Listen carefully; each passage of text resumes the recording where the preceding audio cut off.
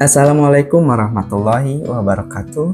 Perkenalkan, saya Azkar Rahmat dengan nomor induk mahasiswa 8580975003. Saya merupakan mahasiswa di semester ke-6 asal UPBJJ Universitas Terbuka Pontianak, Pokyar, Kabupaten Kapuas Hulu. Pada video kali ini saya akan melakukan video edukasi mengenal automated online proctoring dalam ujian daring.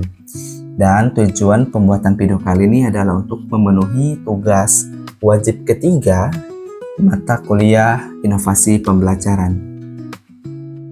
Simak video berikut ini.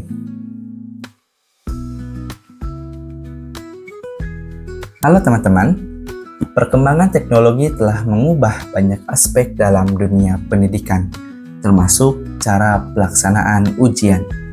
Saat ini, ujian tidak lagi harus dilakukan di ruang kelas atau laboratorium kampus. Melalui teknologi, ujian dapat dilaksanakan secara daring dari berbagai lokasi. Namun, pelaksanaan ujian daring juga menghadirkan tantangan tertentu, terutama dalam menjaga kejujuran dan integritas akademik. Untuk membantu mengatasi tantangan tersebut, banyak institusi pendidikan mulai menggunakan teknologi yang disebut Automated Online Proctoring atau AOP. Pada video kali ini kita akan membahas 4 pembahasan. Yang pertama, kita akan membahas apa itu Automated Online Proctoring. Yang kedua, kita akan membahas bagaimana sistem tersebut bekerja. Yang ketiga, kita akan membahas manfaatnya dalam menjaga integritas akademik. Dan yang keempat, kita akan membahas bagaimana universitas melindungi privasi mahasiswa. Oleh karena itu, simak video berikut ini. Yang pertama, kita akan membahas apa itu Automated Online Proctoring atau kita singkat dengan AOP. Nah, di sini AOP adalah sistem pengawasan ujian daring yang menggunakan teknologi komputer dan kecerdasan buatan atau Artificial Intelligence atau AI untuk membantu memantau pelaksanaan ujian.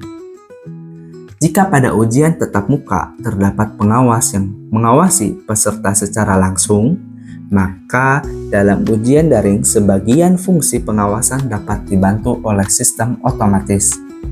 Sistem ini hanya bisa memanfaatkan yang pertama itu kamera web atau webcam, yang kedua mikrofon, yang ketiga teknologi pengenalan wajah, dan yang terakhir analisis perilaku berbasis AI. Tujuannya bukan untuk menggantikan dosen sepenuhnya, melainkan membantu memastikan bahwa ujian berlangsung sesuai aturan yang telah ditetapkan oleh universitas. Dengan demikian, proses evaluasi dapat berjalan lebih adil dan terpercaya. Selanjutnya, kita akan membahas bagaimana sistem bekerja. Mari kita lihat bagaimana Automated Online Proctoring bekerja. Yang pertama, tahap pertama yaitu verifikasi identitas. Sebelum ujian dimulai, mahasiswa biasanya diminta melakukan verifikasi identitas. Proses ini dapat berupa yang pertama, mengunggah kartu identitas mahasiswa, yang kedua, mengambil foto wajah, dan yang terakhir, melakukan pencocokan wajah dengan data yang tersimpan. Tujuannya adalah memastikan bahwa peserta yang mengikuti ujian adalah orang yang berhak mengikuti ujian tersebut. Tahapan yang kedua, yaitu pemantauan selama ujian. Saat ujian berlangsung, sistem akan memantau aktivitas peserta melalui kamera dan mikrofon. Beberapa hal yang dapat dideteksi antara lain, yang pertama, kehadiran peserta selama ujian. Yang kedua, adanya orang lain di dalam ruangan. Yang ketiga, perpindahan pandangan yang tidak biasa. Dan yang terakhir, aktivitas yang berpotensi melanggar aturan ujian. Sistem juga dapat mencatat kejadian-kejadian tertentu yang dianggap memerlukan perhatian lebih lanjut. Tahap ketiga yaitu analisis dan pelaporan. Setelah ujian selesai, sistem menghasilkan laporan secara otomatis. Penting untuk dipahami bahwa sistem tidak secara otomatis menyatakan seseorang melakukan pelanggaran. Sistem hanya menandai aktivitas tertentu sebagai indikator yang perlu ditinjau. Keputusan akhir tetap berada pada dosen, pengawas, atau pihak akademik yang berwenang. Pembahasan selanjutnya yaitu apa manfaat dalam menjaga integritas akademik. Automated online proctoring memberikan berbagai manfaat dalam menjaga integritas akademik. Yang pertama, menciptakan keadilan. Setiap mahasiswa yang mengikuti ujian dengan aturan yang sama, sehingga tercipta kesempatan yang setara bagi semua peserta. Yang kedua, mengurangi potensi kecurangan, di mana pemantauan otomatis dapat membantu mengurangi tindakan yang melanggar aturan ujian. Yang ketiga, meningkatkan kepercayaan terhadap hasil ujian. Ketika proses ujian berlangsung secara terkontrol, hasil yang diperoleh lebih dipercayai sebagai cerminan kemampuan mahasiswa yang sebenarnya. Yang keempat, mendukung fleksibilitas pembelajaran. Mahasiswa dapat mengikuti ujian dari berbagai lokasi tanpa harus datang ke kampus, sementara standar pengawasan tetap dapat dipertahankan. Yang kelima, efisiensi pengawasan. Teknologi membantu dosen dan institusi mengelola ujian dalam jumlah peserta yang besar dengan lebih efektif. Pembahasan berikutnya yaitu perlindungan privasi mahasiswa.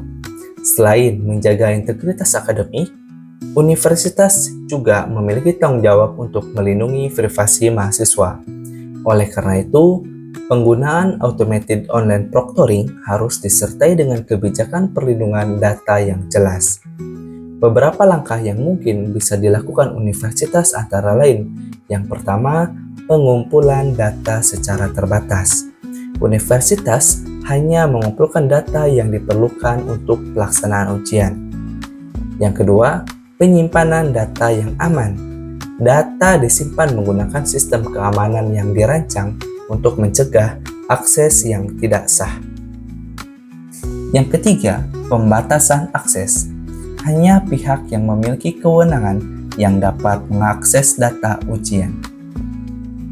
Berikutnya yaitu transparansi. Mahasiswa diberi informasi mengenai data apa yang dikumpulkan, tujuan penggunaannya, lama penyimpanannya, dan hak mahasiswa terkait data tersebut. Dan yang terakhir itu penghapusan data.